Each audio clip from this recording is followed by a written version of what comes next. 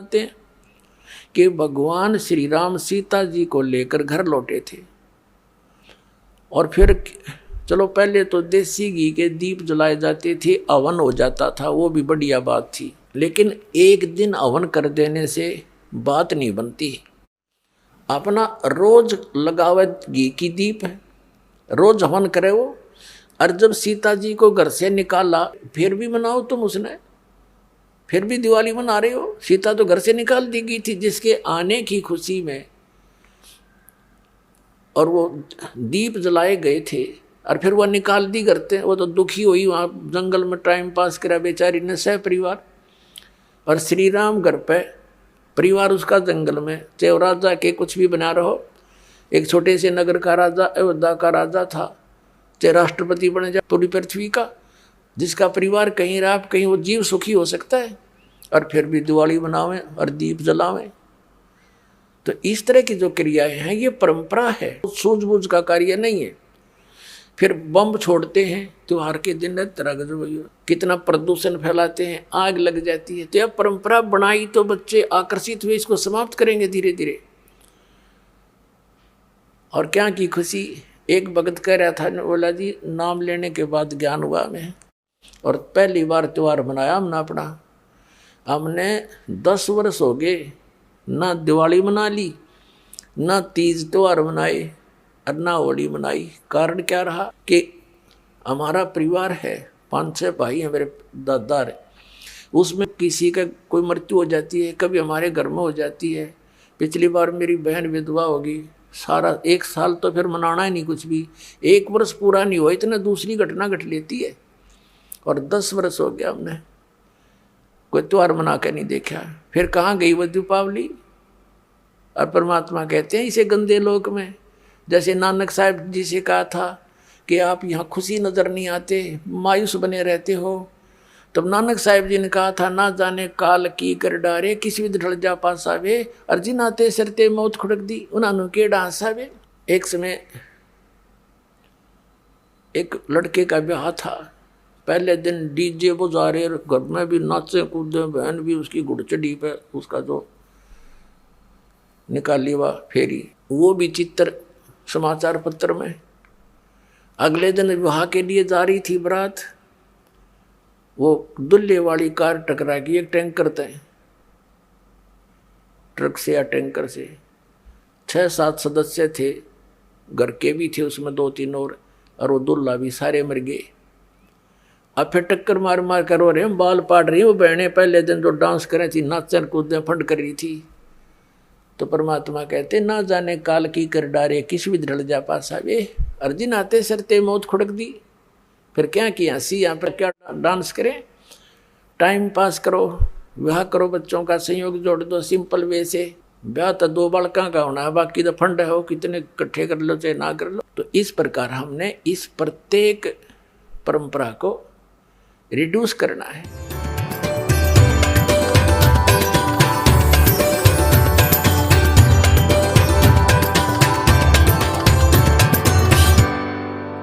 जो परमेश्वर स्वयं सतलोक से चलकर आते हैं, सहशरीर आते हैं भगवान, और सहशरीर फिर पूरा काम अपना करके वो सहशरीर चले जाते हैं। आज तक हमें कोई ये क्लियर करने वाला नहीं था, स्पष्ट नहीं कर पाया कि परमात्मा कौन है, कैसा है, कहाँ रहता है, उसके पाने की विधि क्या है, वो कैसे मिलता है, और जो विधि बताई जा रही है उसका प्रमाण कहाँ है कि उस साधना और विधि से किसी को वो स्थान प्राप्त हुआ हो जिसकी हमें आवश्यकता है। तो ये अभी तक बहुत बड़ी पहेली बनी हुई थी, तो अब परमात्मा ने स्वयं आकर ये सुलझाई है। वैसे तो परमात्मा परमेश्वर कबीर जी 4 युगों में आते हैं। सतयुग में सत सुकृत कह टेरा, त्रेता नाम मुनींद्र मेरा, द्वापर में करुणा में कहाया, कलयुग नाम कबीर धराया। 4 युग में संत पुकारे, और कूक कहा हम हेल रे, हीरे माणक मोती बरसे ये जग चुगता ढेल रे। परमेश्वर कबीर जी बता रहे हैं कि मैं चारों युगों में आया हूं। सतयुग के अंदर मेरा सत्सुकृत नाम प्रसिद्ध रहा। त्रेता में मुनिंद्र ऋषि के नाम से परमात्मा कबीर जी प्रसिद्ध रहे पूरे युग में। द्वापर में उनका करुणा में नाम रहा और कलयुग में उस परमात्मा का वास्तविक जो नाम है कबीर साहब, कबीर देव, अल्लाहू अकबर, ये पूरे कलयुग में यही रहेगा। वैसे प्रत्येक युग में परमात्मा अन्य रूपांतर करके भी आते रहते हैं, साधु संत का रूप बनाकर कहीं भी प्रकट हो जाते हैं। कुछ समय वहां रहकर अपनी प्यारी आत्माओं को सच्चा ज्ञान भक्ति दृढ़ करके वो फिर वहां से अदृश्य हो जाते हैं। फिर वो भक्त, वो संत जिनको भगवान मिलते हैं सीधे वो अपने से परिचित कराकर वापस छोड़ते हैं। वो संत भी उस परमात्मा के आंखों देखा गुणगान, उसकी महिमा का वर्णन किया करते हैं। आज आप जी को इस समागम के दौरान अधिकतर परमेश्वर कबीर जी की जानकारी दी जाएगी। वो परमात्मा कौन है, कैसा है, कहाँ रहता है, किसने देखा है।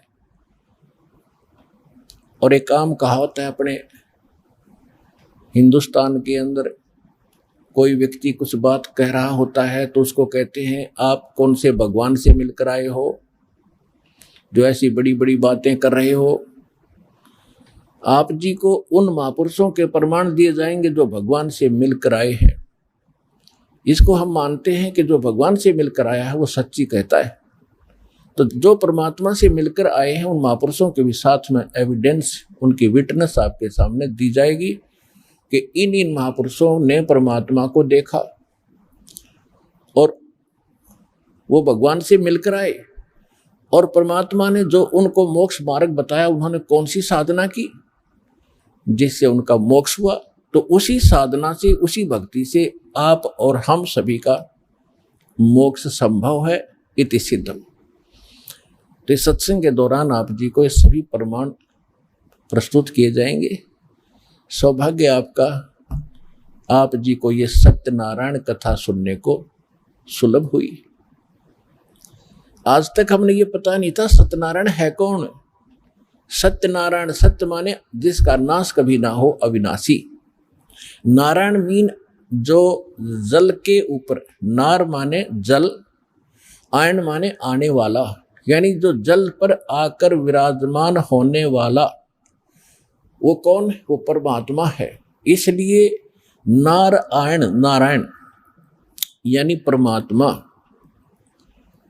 परमात्मा की एक महिमा है कि वो सतलोक से चलकर आता है और जल के ऊपर कमल के फूल पर आकर वो निवास करता है, जिस कारण से उसको नारायण कहते हैं। और हमने इस नारायण की उपमा लगा रखी थी सतगुण विष्णु जी के ऊपर।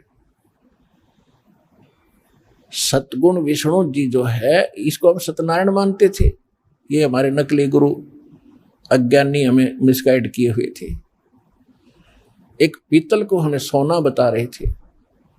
कितना दुर्भाग्य रहा हमारा, और हमारे पूर्वजों ने कितना विश्वास किया इन मूर्खों पे जिन्हें कह का पता नहीं अध्यात्म मार्ग। तो हमें अब सत्यनारायण का पता चला है कि कौन है वो सत्यनारायण। वो अविनाशी परमात्मा कौन है, तो उसकी जानकारी आपको बताई जाएगी। परमात्मा चारों युगों में आते हैं। सतयुग में सत्सुकृत नाम से परमेश्वर आए थे और एक सरोवर के अंदर कमल के फूल के ऊपर आकर शिशु रूप धारण करके उन्होंने निवास किया था। वहां से एक विद्याधर नाम के ब्राह्मण और उनकी पत्नी दीपिका, वो उस रास्ते से आ रहे थे जिस सरोवर में परमात्मा विराजमान थे। दोनों निसंतान थे। आयु लगभग 60-65 साल की हो चुकी थी, क्योंकि सतयुग में आयु लाखों वर्ष की होती थी।